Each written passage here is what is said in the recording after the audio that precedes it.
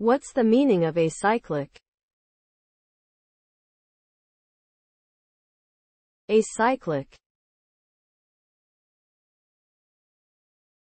Acyclic. Acyclic. Acyclic.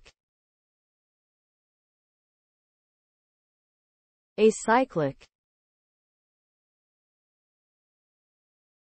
In graph theory, acyclic refers to a graph that does not contain any cycles or loops.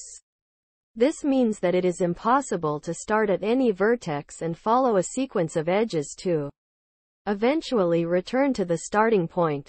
Acyclic graphs are often called directed acyclic graphs, DAGs, and have important applications in computer science, such as in the modeling of dependencies and the scheduling of tasks.